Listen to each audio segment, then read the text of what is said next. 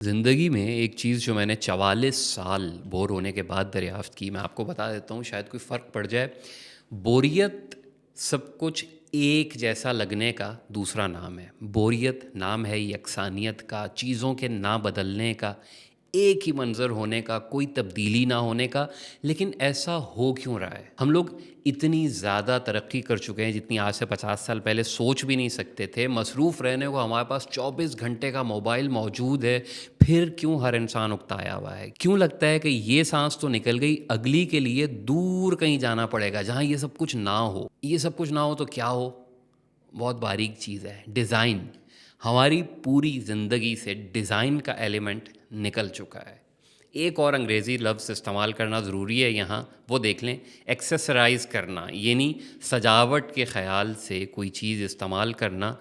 सजावट को हम हाथ बांध के रुख़सत कर चुके हैं। सबसे पहले अपने मोबाइल फ़ोन की मिसाल ले लें। सब एक जैसे हैं, वही एक स्क्रीन, एक बटन, कैमरे के 2 या 3 सुराख। क्या उसकी शक्ल में कोई तब्दीली होना मुमकिन ही नहीं रह गई?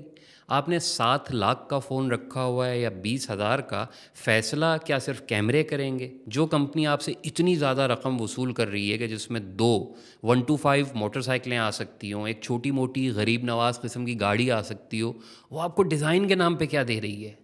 एक नहीं, जो मर्ज़ी कंपनी देख लें, क्या है उनके पास? अपने घर में पड़ी हुई बेडशीट्स देख लें। होटल का कमरा क्यों लगता है कि वहाँ कुछ अलग है? घर, घर क्यों लगता है? वहाँ आपके पास फालतू प्रिंट्स की भरमार है और कुछ भी नहीं है। सबकी बेडशीटों पे फूल-बूटे हैं और सबके पर्दों पे रंग-बिरंगी भारी गुलकारियाँ हैं। डिज़ाइन कहाँ गया?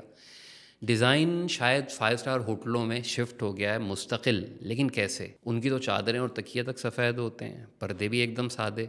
तो फिर क्या चीज़ उन्हें होटल का खूबसूरत कमरा बनाती है? डिज़ाइन। पर्दा सादा है लेकिन शनील का है, पीछे एक जाली वाला बारीक पर्दा अलग है। वो और फिर सादा सफ़ेद बेडशीट ये जगह बनाते हैं आँखों में, ताकि दीवार पे लगी हुई पेंटिंग और सामने मौजूद वो बड़ा सा आईना, सिंगार मेज़ और कुर्सी वो कमरे को भरा हुआ ना लगने दें। वो जो 6 जगह पे लाइटें लगी होती हैं, वो भी तवील सोच के बाद लगाई जाती हैं कि कमरा किस लाइट से कितना भरा हुआ लगेगा, इंसानी आँख को अच्छा क्या लगेगा और फालतू क्या लगेगा। इसलिए होटल वाला कमरा घर से हमें अलग लगता है। आप ले जाएँ अपनी बेडशीट वहाँ, जाते साथ बिछा दें, फिर देखें कि होटल में कितना होटलपन बाकी रह जाता है। कपड़ों को देख लें, अभी 30-40 साल पहले तक रेडीमेड का तसव्वुर कितना था हमारे यहाँ। अब मसला ये है कि आप वही पहनेंगे जो उन लोगों ने बना के देना है। सबका फ़ैशन सेंस, सबके डिज़ाइन, सबका हुलिया वही होगा जो 10 कंपनियाँ चाहेंगी। कौन-सी 10? वही 10 जिन्हें ईद और शादियों पे आप खिड़की तोड़ सेल देते हैं। गाड़ी, motorcycle, laptop, computer, smart watch, ये 6-6 फुट की एलसीडीज़, ऊंची इमारतें, शॉपिंग मॉल्स, सब के सब एक शक्ल के हैं। इसीलिए बोरियत है और यही कंज्यूमर कल्चर है। ऐसी चीज़ बनाओ जो सबको समझ में आती है और वो चीज़ जितनी बेसिक हो उतना बेहतर है।